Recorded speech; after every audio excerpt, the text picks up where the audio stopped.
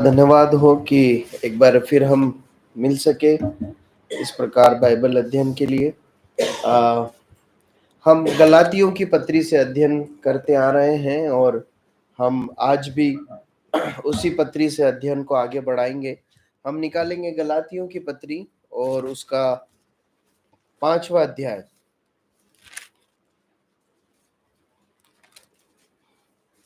हमने लगभग 2 सप्ताह से इस अध्याय को आरंभ किया है और हम जो है कई बातों को उसमें से देखा है। आज भी हम इसी भाग में से कुछ सत्यों को जो पिछले समय हमने देखे हैं दोहराते हुए आगे की कई बातों को मनन करने के लिए सीखने के लिए आगे बढ़ेंगे। हम एक आयत से 12 आयत तक पढ़ लेंगे और फिर हम उस पर मनन करेंगे। एक आयत से 12 आयत तक पढ़ने में कृपया मदद कीजिए। मसीह ने स्वतंत्रता के लिए हमें स्वतंत्र किया है, सो इसी में स्थिर रहो और दासत्व के झूले में फिर से न चूको। देखो, मैं पौलुस तुमसे कहता हूँ कि यदि खतना कराओगे तो मसीह से तुम्हें कुछ लाभ न होगा। फिर भी मैं हर एक खतना कराने वालों को जताए देता हूँ कि उसे सारी व्यवस्था माननी पड़ेगी। तुम जो व्यवस्था के द्वारा धर्मी ठहराना चाहते हो, मसीह से अलग और अनुग्रह से गिर गए हो, क्योंकि आत्मा के कारण हम विश्वास से आशा की हुई धार्मिकता की बात छोड़ते हैं। और मसीह यीशु में न खतना रहित कुछ काम का है, परंतु केवल विश्वास का जो प्रेम के द्वारा प्रभाव करता है। तुम तो भली भांति दौड़ रहे थे, अब किसने तुम्हें रोक दिया कि सत्य को न मानो? ऐसी सीख तुम्हारे बुलाने वाले की ओर से नहीं। थोड़ा सा कम खमीर सारे गुदे हुए आटे को खमीर कर डालता है। पर मैं प्रभु पर तुम्हारे विषय में भरोसा रखता हूँ कि तुम्हारा कोई दूसरा विचार न होगा, परंतु जो तुम्हें घबरा देता है वह कोई क्यों न हो दंड पाएगा। परंतु हे भाइयों, यदि मैं अब तक खतना का प्रचार करता हूँ तो क्यों अब तक सताया जाता हूँ? फिर तो क्रूस की ठोकर जाती रही। भला होता कि जो तुम्हें डावाडोल करते हैं वे काट डाले जाते। परमेश्वर अपने वचन के पढ़े और सुने जाने पर आशीष दे। आज हम लोग एक जाम में फंस गए थे, हम तीनों परिवार, इसलिए काफी विलंब से पहुंचे हैं। हमारे पास समय बहुत कम है, इसलिए थोड़ी देर में हम अच्छे से मनन करने की कोशिश करें। हम पिछली बातों को जल्दी से दोहराते हुए आगे बढ़ेंगे ताकि हमें अगले अध्ययन में सहायता मिले। हमने एक बात को देखा था कि स्वतंत्रता क्या है ना? स्वतंत्रता क्या है? हम 5वें अध्याय की पहली आयत में इस प्रकार पढ़ते हैं कि मसीह ने स्वतंत्रता के लिए हमें स्वतंत्र किया है। तो हमने इस बात को देखा था कि जब प्रभु यीशु मसीह यहाँ पर स्वतंत्रता की बात कर रहे हैं या प्रभु यीशु मसीह ने हमें स्वतंत्र किया है, इसका अर्थ क्या है? तो उसका अर्थ समझने के लिए हमें यह समझना है कि स्वतंत्रता क्या है। तो क्या स्वतंत्रता क्या है? क्या स्वतंत्रता अपनी मनमानी करने की आजादी है क्या? क्या स्वतंत्रता हमें यह अधिकार देती है कि जो भी मन में आए, कुछ भी हो, कैसा भी हो, हम कुछ भी करते रहेंगे? क्या ये ऐसा है क्या? नहीं। परंतु हमने इस बात को देखा था कि स्वतंत्रता अर्थात किसी राज्य या व्यक्ति विशेष की अधीनता, गुलामी, दंड से मुक्त होना और नए संविधान या राज्य में प्रवेश करना, है ना? और हमने देखा था जिस प्रकार हमारा देश आजाद हुआ, है ना? हम एक समय विदेशों की गुलामी में थे, लेकिन हमें आजादी मिली। तो क्या आजाद होने के बाद हम मनमानी से कुछ भी कर सकते हैं कि नहीं? हम एक संविधान के अधीन हैं। ठीक उसी प्रकार परमेश्वर ने अपने पुत्र के बलिदान के द्वारा, उसकी लहू की सामर्थ के द्वारा हमें अंधकार के वश से, शैतान की गुलामी से छुड़ाकर अपने बेटे के राज्य में प्रवेश कराया है। जहां पर एक समय दंड, दर्द, सजा और आशाहीनता थी, वहां पर अब परमेश्वर के पुत्र के राज्य में क्या है? आशीष है, शांति है, आराम है, प्रतिज्ञा है, लेकिन साथ में संविधान भी है ना? हम ऐसा नहीं कि हम अपनी मनमानी से जीते हैं, परंतु परमेश्वर का वचन, संविधान जो हमें दिया गया उसको मानकर हम जीते हैं। फिर हमने इस बात को देखा था हम किस किस की गुलामी में थे। जब परमेश्वर ने हमें स्वतंत्र किया है तो किन बातों से स्वतंत्र किया है? तो हमने देखा था कि हम व्यवस्था के अधीन थे, हैं? व्यवस्था के अधीन होने के कारण हम श्राप के अधीन थे। फिर हमने इस बात को देखा था कि हम पाप के दासता में थे, पाप की गुलामी में थे। फिर हमने देखा था हम मृत्यु की अधीनता में थे। फिर हमने देखा था कि हम अंधकार के गुलाम थे। फिर हमने देखा था कि हम शैतान के गुलाम थे। हम शैतान हम पर राज्य करता था, वो हमें चलाता था। और हमने इस बात को देखा कि हम अपने शरीर की लालसाओं के भी गुलाम थे। लेकिन हम मत्ती रचित सुसमाचार 3:2 में और कुलस्सियों 1:13 में पढ़ते हैं कि हम छुड़ाए गए हैं, उस अंधकार के वश और गुलाम से छुड़ाए गए हैं। फिर हमने इस बात को देखा था कि हमारी क्या अवस्था है। आज जब हम परमेश्वर के पुत्र के राज्य में जीवित हैं तो हमारे क्या क्या हालात है, कैसे हालात है? पहले कैसे थे? हम दंड और मृत्यु के अधीन थे, हम पाप किया करते थे, बुराई में थे। लेकिन अब हम परमेश्वर के पुत्र हैं, अब हम वारिस हैं। जिस प्रकार प्रभु यीशु मसीह परमेश्वर पिता के पुत्र होकर स्वर्गीय वस्तुओं के वारिस हैं, वैसे हम भी वारिस हैं। हम धर्मी ठहराए गए हैं, हमें सनातन सुरक्षा मिली है, हम याजक हैं। हैं? सबसे हमने इस बात को देखा था किस प्रकार जो है परमेश्वर की समीपी में याजक लोग जाकर आराधना किया करते थे। हमें वो प्रिविलेज परमेश्वर ने दिया है। फिर हमने इस बात को देखा था कि हम कौन है? हम राजकुमार हैं। फिर हमने इस बात को देखा था कि परमेश्वर का वचन जो है वो संविधान है, इस स्वतंत्रताओं की नींव है। मतलब एक व्यक्ति जो मसीह में नया है उसके मन में विचार आ सकता है कि क्या सचमुच में मैं शैतान के वश से छुड़ा गया हूं क्या? है? क्योंकि कई बार प्रभु यीशु मसीह पर विश्वास करने के बाद भी मेरे अंदर पाप करने की इच्छा होती है, तो क्या मैं सच में परमेश्वर के राज्य से छुड़ाया गया, शैतान के राज्य से छुड़ाया गया हूं? तो हमें हमारी भावनाओं पर आधारित नहीं रहना है, भावनाओं के अनुसार नहीं चलना है, परंतु परमेश्वर का वचन बताता है कि हमने अगर विश्वास किया तो हमारा उद्धार हुआ है। परमेश्वर का संविधान जो बोलता है वो सच है। उसके बाद हमने देखा था कि हमारे इस स्वतंत्रता के जो हीरो हैं, योद्धा हैं, वो कौन है? प्रभु यीशु मसीह है। वो जीत कर लाए हैं। प्रभु यीशु मसीह का बलिदान है जो इस स्वतंत्रता का आधार है। और जो है जो प्रभु यीशु मसीह द्वारा स्वतंत्र है वही सच में परमेश्वर को सही मायने में और अधिक पहचानता चला जाता है।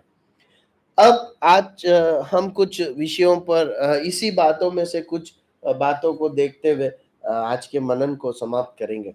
हम गलातियों 5:1 में एक बात को पढ़ते हैं। वहां पर पौलुस इस प्रकार कहता है, मसीह ने स्वतंत्रता के लिए हमें स्वतंत्र किया है, सो इसी में स्थिर रहो और दासत्व के जुओं में फिर न जूतो।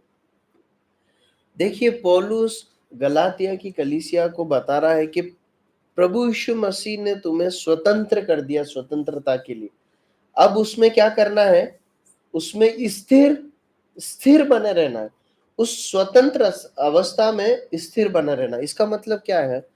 पौलुस उन लोगों से ये कहना चाहता है, देखो तुम व्यवस्था के मानने से, खतना कराने से और जो तुम्हारे पुराने धर्म रीति रिवाज की जो धर्म विधियां थी उससे और तुम्हारे पाप के गंदी आदतों से तुम छुड़ा लिए गए हो। छुड़ाकर अब तुम स्वतंत्र अवस्था में आ गए हो। अब क्या करना है? उसी में बने रहना है, उसी में बने रहना है, वापस लौट कर नहीं जाना। वापस लौट कर जाने की संभावना है क्या? है ना कि नहीं है? लौट कर जाना संभव है। यूहन्ना 8:34 पढ़िए जल्दी से। यूहन्ना रचित सुसमाचार 8वां अध्याय 34वीं आयत।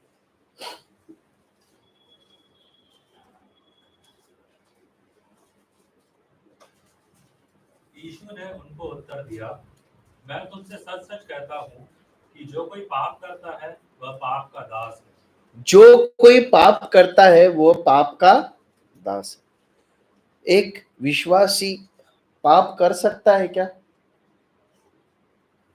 बताइए। एक विश्वासी जिसने प्रभु यीशु मसीह पर विश्वास किया, हम लोग है ना, हम यहाँ बैठे हैं, हम पाप कर सकते हैं क्या? कर सकते हैं। करते हैं क्या? करते हैं, है ना। देखिए, अ, जब प्रभु यीशु मसीह ने हमें पाप से छुड़ाकर अनंत जीवन में प्रवेश दिया, हमारी आत्मा को उद्धार किया, लेकिन परमेश्वर का वचन हमें इस एक सच्चाई को और बताता है कि हम इस धरती पर रहते हुए इस शरीर में पाप के स्वभाव के साथ क्या कर रहे हैं? हम जी रहे हैं। प्रभु यीशु मसीह ने जब हमें स्वतंत्र करके अपनी संतान बनाया, हमें अपना गुलाम नहीं बनाया है, हमें स्वतंत्र इच्छाएं दी हैं, हमें अनंत काल का जीवन दिया है। पाप करने की इच्छा या स्वभाव अभी भी हम में है, अभी भी हम में है। और एक सच्चे विश्वासी का यह अनुभव है कि जिन पापों में से या आदतों में से वो निकल के आया ना, वो उसे क्या करती है? वापस खींचती, वापस खींचती। पौलुस क्या सिखाता है? पौलुस सिखाता है तुम्हें वापस नहीं लौटना है, तुम्हें क्या करना है? स्थिर रहना, स्थिर रहना। प्रियो, मैं आपको बताना चाहता हूं कि यदि आप प्रभु यीशु मसीह के पीछे चल पड़े हैं ना, तो जिन भी बातों को आपने छोड़ा है, जो भी आपकी कोई पुरानी आदत हो, कोई धर्म विधियां हो या कुछ भी हो, आप ये मान के चलिए, मसीह जीवन जीते जीते शैतान उन गंदी आदतों का, उन विचारों का, उन बातों का प्रयोग करता है, तो वापस एक विश्वासी को गिराने के लिए, वापस धकेलने के लिए वो बार बार उकसाता है कि हम वापस उन्हीं बातों की ओर लौटे। लेकिन परमेश्वर का वचन सिखाता हमें क्या करना है? हमें नहीं लौटना।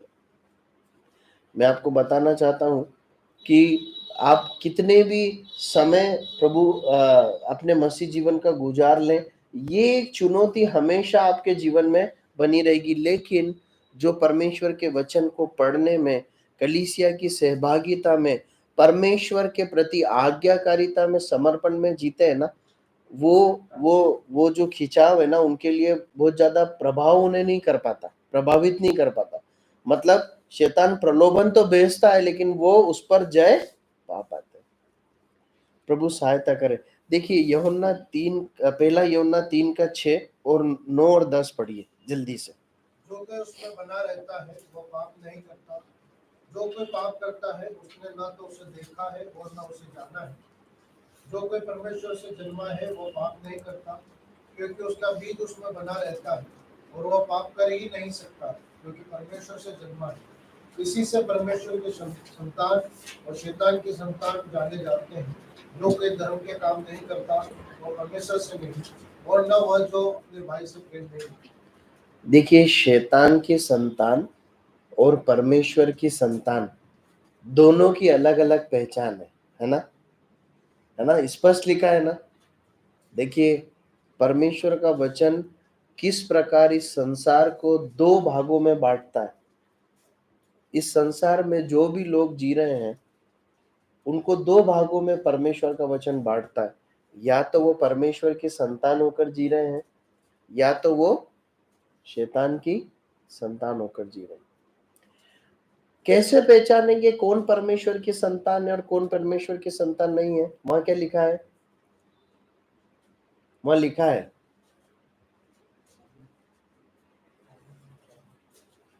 जो पाप करता है वो कौन है, और जो पाप नहीं करता, परमेश्वर की संतान। इसी से पहचाने जाते हैं, ऐसा लिखा है। देखिए, इसका मतलब ये नहीं है कि एक विश्वासी कभी पाप नहीं करेगा, क्योंकि हम परमेश्वर के वचन में बड़े बड़े भक्तों को पाप करते हुए या गिरते हुए देखते हैं, है ना। एक विश्वासी पाप कर सकता, हम दाऊद के जीवन में गिरावट को देखते हैं, हम मूसा के जीवन में गिरावट को देखते हैं, लेकिन उसके बावजूद हम उन्हें परमेश्वर द्वारा क्षमा पाते हुए और अनंत जीवन पाते हुए देखते हैं कि नहीं देखते? हम उनको अनंत जीवन पाते हुए देखते हैं या नहीं देखते हैं? कोई उदाहरण बता सकते हैं? कैसे मालूम कि वो मरने के बाद अनंत जीवन पाए? मैंने जो नाम लिया उसमें से एक के बारे में आप बता सकते हैं। जब प्रभु यीशु मसीह धरती पर थे जी, दाऊद है और मूसा है, तो हमें कैसे मालूम उन्हें अनंत जीवन मिला है नहीं मिला? हम हम हम हम पहाड़ के दर्शन में जब प्रभु यीशु मसीह धरती पर थे, तो जब प्रार्थना करी तो कौन से बातें कर रहे थे? मूसा और एलिया। मतलब मूसा जीवित है, क्यों? उसने तो पाप किया था। देखिए, पहला यूहन्ना 3 के 6 और 9 10 में जो पाठ सिखाया गया है ना, वहां उसका सही जो अर्थ ये है, वो ये है कि एक विश्वासी जो है, जिसने सच में प्रभु यीशु मसीह को अपना दिल दे दिया है, जिसने सच में प्रभु यीशु मसीह के पीछे चलने का निर्णय ले लिया है, वो आदतन पापों में अपने जीवन को नहीं देता। वो पाप के प्रलोभन से लड़ता है। उसको पाप आकर्षित जरूर करता है, लेकिन साथ ही साथ पाप से उसको घिन भी आती, ठीक है? वो उस पर जय पाता है, जय पाने के लिए कोशिश करता है। अगर गिर जाए तो क्या करता है? वापस माफी मांगकर वापस साफ होकर वापस खड़ा होता है। लेकिन उसके जीवन का उद्देश्य पाप करना नहीं, परंतु क्या करना है? परमेश्वर के लिए धार्मिकता के काम करके जीना है। यह है एक सच्चे विश्वासी की पहचान। मैं आपसे बताना चाहता हूं, निश्चय परमेश्वर का वचन इस सत्य को बताता है कि जिसने परमेश्वर के पुत्र पर विश्वास किया, वो परमेश्वर ने उसे परमेश्वर के पुत्र होने का अधिकार दिया। ये बिल्कुल सत्य है। लेकिन आप वो विश्वासी हैं, आप वो पुत्र हैं क्या? इसको जांचने का एक ही उपाय है, इस वचन के आधार पर कि आप अपने जीवन को जांचें। क्या आप वाकई में पराजित होकर आदतन पाप का जीवन जी रहे हैं क्या? अगर ऐसा जी रहे हैं ना, तो फिर सच्चाई से मन फिराकर परमेश्वर के पास लौटने की आवश्यकता है। प्रभु से जीवन मांगने की आवश्यकता है।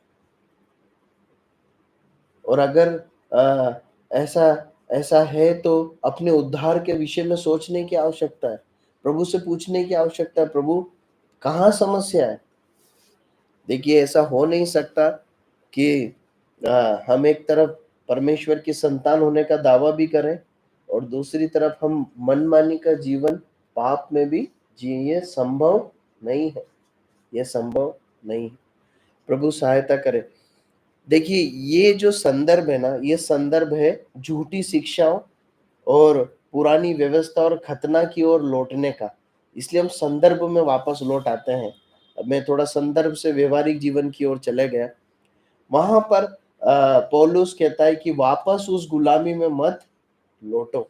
कौन सी? व्यवस्था की या जो है खतने की विधि मानने की। ठीक है, हम आगे बढ़ते हैं। हमने 2 से 6 में कई बातों को देखा था, इसलिए इसे दोहराते हुए आगे की ओर बढ़ जाएंगे। 2 आयत से 6 आयत तक जल्दी से पढ़ लीजिए। देखो, मैं पौलुस तुमसे कहता हूँ कि यदि खतना कराओगे तो मसीह में तुम्हें कुछ लाभ न होगा। फिर भी मैं हर एक खतना कराने वालों को जताए देता हूँ कि उसे सारी व्यवस्था माननी पड़ेगी। तुम जो व्यवस्था के द्वारा धर्मी ठहरना चाहते हो, मसीह से अलग और अनुग्रह से गिर गए हो, क्योंकि आत्मा के कारण हम विश्वास में आशा की हुई धार्मिकता की बात जोड़ते हैं। और मसीह से में न खतना रहित कुछ काम का है, परंतु केवल विश्वास का जो प्रेम के द्वारा प्रभाव करता है। बस काफी है। और देखिए, इन आयतों में हम 2 से 6 तक कुछ मुख्य बातों को सीखते हैं, जो हमने पिछले सप्ताह भी देखी। प्रभु यीशु मसीह के आने के पश्चात, उसके बलिदान के पश्चात खतना कराना और व्यवस्था का पालन करने का कोई अर्थ नहीं रह गया, उससे कोई लाभ नहीं है ना? बेंजी भाई ने पिछले सप्ताह बहुत अच्छे से इस बात को समझाया था, क्योंकि व्यवस्था मानकर उद्धार पाना असंभव है ना। व्यवस्था मानकर उद्धार पा सकते हैं, वचन बताता है, पर क्या संभव है कि व्यक्ति व्यवस्था का पूरा पालन कर ले? नहीं, है ना। वो पाप में निश्चय, वो पाप के स्वभाव के कारण उसमें से गिर ही जाएगा, तो उद्धार उसके द्वारा संभव नहीं है। और हमने देखा था कि खतना के द्वारा भी उद्धार संभव नहीं है। हमने इस बात को भी देखा था कि खतना और व्यवस्था के द्वारा कोई धर्मी ठहर नहीं सकता। फिर हमने इस बात को देखा था कि हम विश्वास के द्वारा अनुग्रह से धर्मी ठहराए जाते हैं, है ना। बेंजी भाई ने बहुत अच्छे से इस बात को समझाया था, इसलिए मैं इस पर ज्यादा बात नहीं कर रहा हूं। फिर विश्वास में आने के बाद चाहे खतना किया हो या ना किया हो, नंबर 4, इसराइली हो या अन्य जाति, सभी एक समान है। इस एक आयत को जल्दी से पढ़ लीजिए, कुलस्सियों 3 का 10 और 11। कुलस्सियों 3, 10 और 11। कुलस्सियों 3, 10 और 11।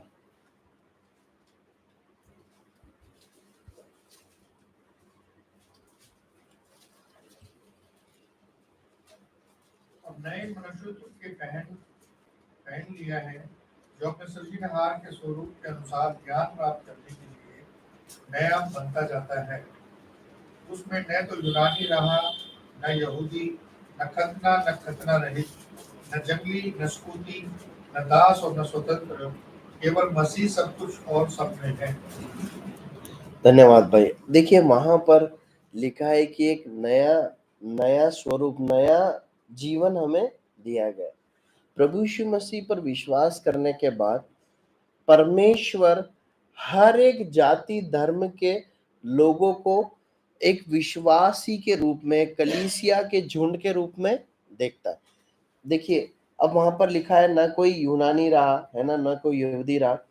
मैंने इस आयत को मुख्य रूप से इसलिए पढ़ने के लिए कहा क्योंकि थोड़ा सा समझना ये जरूरी है। परमेश्वर सभी विश्वासी को एक ही रूप में देखते हैं, चाहे वो किसी भी जाति धर्म को, है ना। अगर इसराइल यहूदियों में से आया तो भी विश्वासी, अन्य जाति में से आया तो भी विश्वासी, यूनानी में से आया तो भी विश्वासी। लेकिन आपको ध्यान है, पिछले रविवार को जब जेम्स भैया प्रकाशित वाक्य से अध्ययन ले रहे थे तो उन्होंने एक बात को समझाया था कि निश्चय उद्धार पाने का रास्ता तो एक ही है, विश्वास के द्वारा। लेकिन फिर भी जो है परमेश्वर उद्धार का कोई डाउट नहीं है कि उद्धार पाने के लिए एक ही रास्ता है। लेकिन इसराइलियों के लिए जो प्रतिज्ञाएं परमेश्वर ने रखी है वो अभी भी है, उस जाति के साथ जो परमेश्वर का वायदा है वो अभी भी है ना। उद्धार पाने के लिए उनके पास भी रास्ता यही है कि वो प्रभु यीशु मसीह पर विश्वास पाए। लेकिन परमेश्वर के ने जो इब्राहिम से प्रतिज्ञा की थी, जो इसराइल से प्रतिज्ञा की थी, वो प्रतिज्ञा और आशीष है आज भी उनके लिए है। अर्थात परमेश्वर आने वाले समय में, जो प्रकाशित वाक्य में हम देख रहे थे किस प्रकार इसराइल का समर्थन करते हुए इसराइल के साथ, इस संसार के राजाओं के साथ युद्ध करेगा और इसराइल विजयी होगा। लेकिन परमेश्वर को पहचानने का रास्ता क्या है? यही है, जब तक प्रभु यीशु मसीह ना आए या मृत्यु के द्वारा एक मनुष्य मृत्यु के द्वारा अपने जीवन को समाप्त ना करे, प्रभु यीशु मसीह पर विश्वास करके उद्धार पाने के अलावा कोई और रास्ता है नहीं। ठीक है, प्रभु सहायता करे। अब हम आगे बढ़ते हैं, इसकी 7 और आयत पढ़ लीजिए, 7 और 8 आयत। तुम तो भली भांति दौड़ रहे थे, अब किसने तुम्हें रोक दिया कि सत्य को न मानो? ऐसी सीख तुम्हारे बुलाने वालों की ओर से नहीं। ठीक है, अब जरा ध्यान दीजिए, सरल करके इस आयत को समझते हैं। पौलुस कहता है तुम तो भली भांति दौड़ रहे थे। ठीक है, कौन दौड़ रहे थे? जल्दी से बताइए, तभी समझ पाएंगे इस आयत को। कौन दौड़ रहे थे? कलीसिया के विश्वासी लोग भली बातें दौड़ रहे थे। अब क्या हुआ? पौलुस क्या बोल रहा है? किसने तुम्हें रोक दिया कि सत्य को न मानो? दौड़ रहे थे परंतु क्या हो गए? रुक गए। क्यों रुक गए? वह लिखा है ना, सत्य। आप समझ रहे हैं इसका मतलब क्या है? मालूम है, जो सत्य वचन को पढ़ते, सत्य वचन पर चलते, वे ही सच्चे विश्वासी हैं जो अपनी दौड़ में निरंतर दौड़ रहे हैं। देखिए वहां पे पौलुस कह रहा है कि तुम तो एक समय बराबर दौड़ रहे थे, परंतु क्या हुआ, तुम्हें किसी ने रोक दिया कि सत्य को ना मानो। मतलब जब उन्होंने सत्य अनुग्रह के सुसमाचार को छोड़कर व्यवस्था, खतना, अन्य शिक्षाओं की ओर मन लगाना शुरू कर दिया, उनकी पुरानी जो है धर्म विधियां की ओर जब वो मुड़ने लगे, क्या हुआ, पौलुस कहता है तुम्हारी दौड़ रुक गई, तुम्हारी दौड़ रुक गई। देखिए प्रियो, ये भाग हमें एक महत्वपूर्ण सत्य को सिखाता है। मालूम क्या है, हर एक विश्वासी जिसने प्रभु यीशु मसीह पर विश्वास किया, जो प्रभु यीशु मसीह का शिष्य बना है, वो एक मसीही दौड़ दौड़ रहा है। पढ़िए इब्रानियों 12 का 1, इब्रानियों 12 का 1 क्या लिखा है, जल्दी पढ़िए।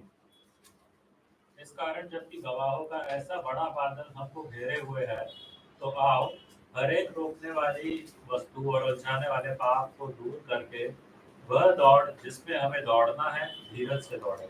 वो दौड़ जिसमें हमें दौड़ना है, धीरज से दौड़े, है ना। हर एक विश्वासी एक दौड़ में, एक मसीह दौड़ में है। वहां पे ऐसा लिखा है क्या, ऐसा कि हाँ भाई, मतलब विश्वास तो किया, जिसकी दौड़ने की इच्छा हो वो दौड़ ले, वरना कोई बात नहीं, ऐसा नहीं है ना। हर एक विश्वासी क्या है, लिखा है वहां पे, जिसमें हमें दौड़ना है, धीरज से दौड़े। हम चाहे ना चाहे, हम माने या ना माने, हम एक दौड़ दौड़ रहे हैं, है ना। हम एक दौड़ वो दौड़ रहे हैं। और दूसरी आयत पढ़िए, 1 कुरिन्थियों 9 का 24 क्या लिखा है, 1 कुरिन्थियों 9 का 24 पढ़िए।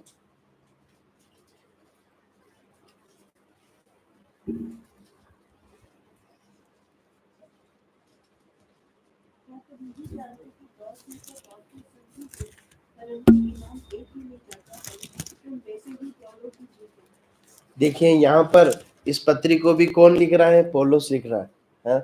कुरंथियों की कलीसिया को लिख रहा है। क्या बोल रहा है, तुम कैसे दौड़ो कि जीतो।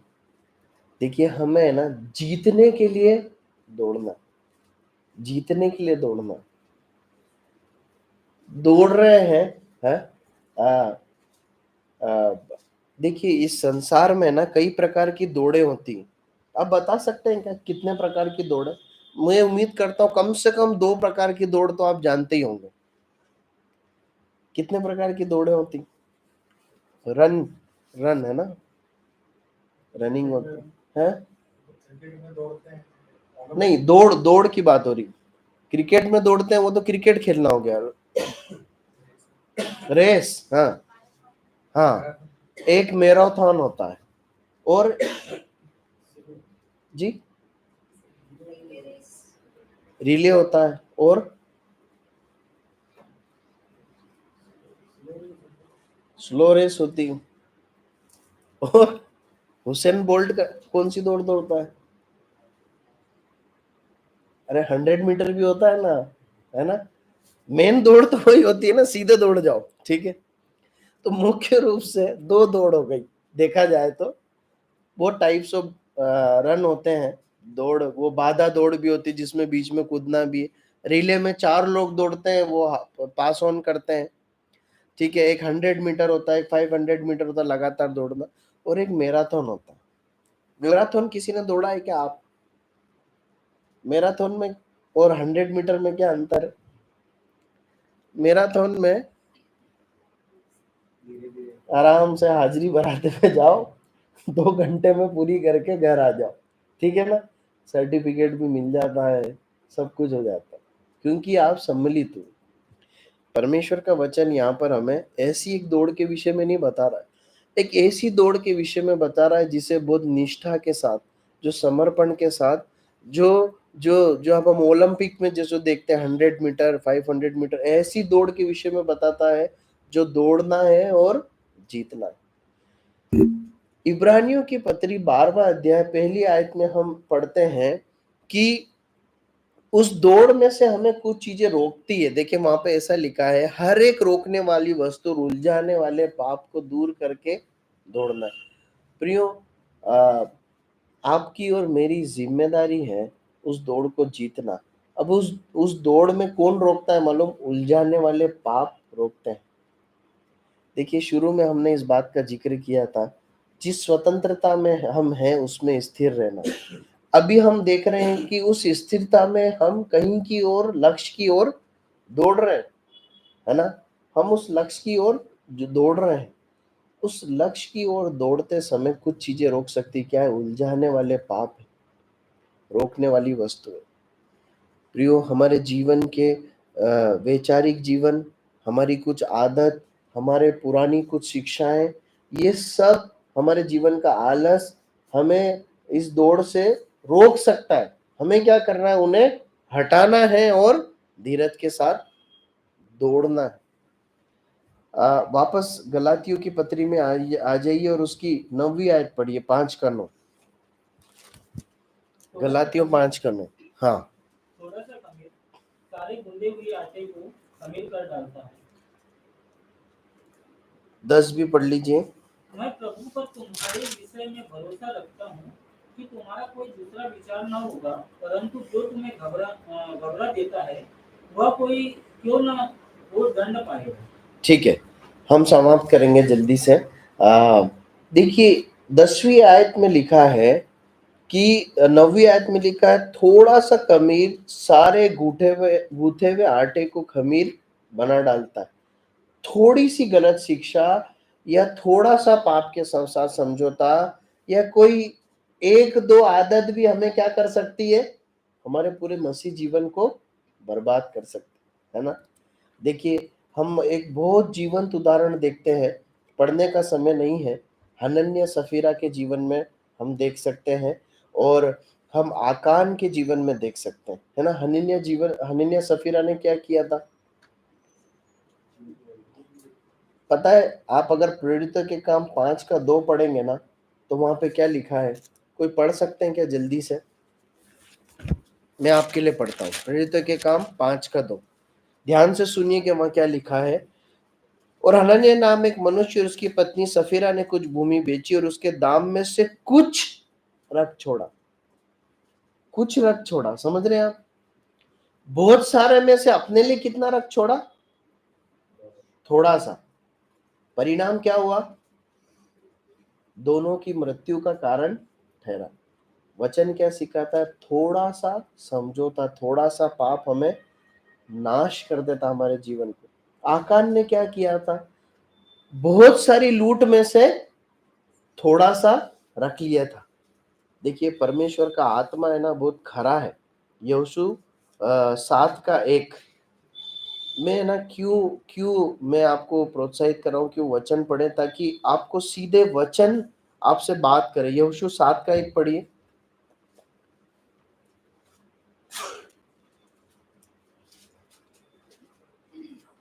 जल्दी करें। 7 का 1। परंतु इस्राएलियों ने अर्पण की हुई वस्तुओं के हिस्से और विश्वासघात किया, अतः यहोवा के क्रोध का कारण जो गैर मसीही करती पर होता है गंभीर था, इसलिए अर्पण की वस्तुओं में से कुछ ले लिया, कुछ कितना ले लिया? अर्पण की हुई वस्तुओं में से कुछ लिया है, सारा नहीं ले लिया, परंतु थोड़ा ले लिया। क्या हुआ? क्या हुआ उसका परिणाम? आप नहीं हुआ क्या? आप जानते कहानी को क्या हुआ? पूरे इस्राएली लोगों पे क्रोध भड़का। उसके बाद जब न्याय हुआ तो आकान मारा गया, उसका पूरा घराना नाश हो गया।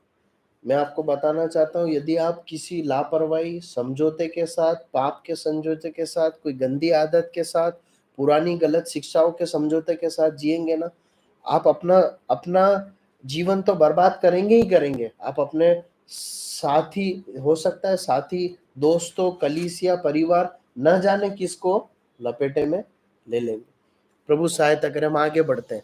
10वीं आयत में हम पढ़ते हैं, हम पर जो है विश्वास योग्य रहने का भरोसा किया गया है हम पर विश्वास योग्य रहने की उम्मीद की गई है। 10वीं आयत में लिखा है, मैं प्रभु पर तुम्हारे विषय में भरोसा रखता हूँ कि तुम्हारा कोई दूसरा विचार ना होगा, परंतु जो तुम्हें घबरा देते हैं वो कोई क्यों ना हो दंड पाएगा।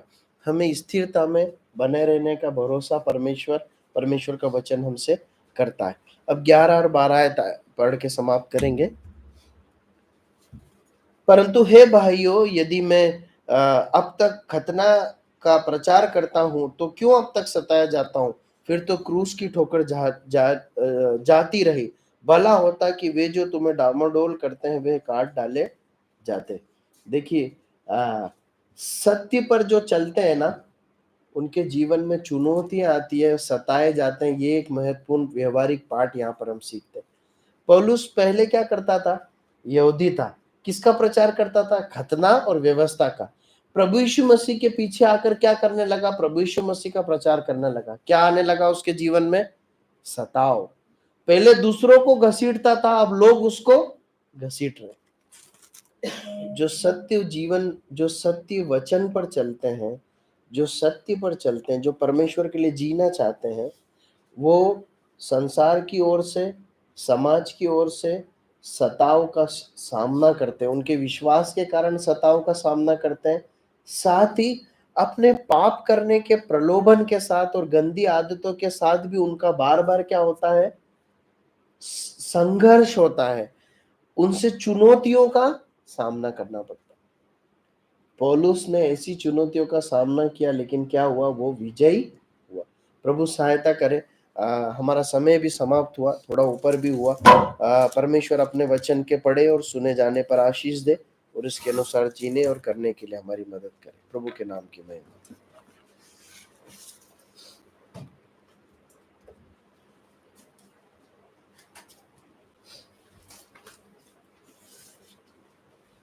कोई भी भाई प्रार्थना करें और प्रार्थना के साथ सभा में होगा।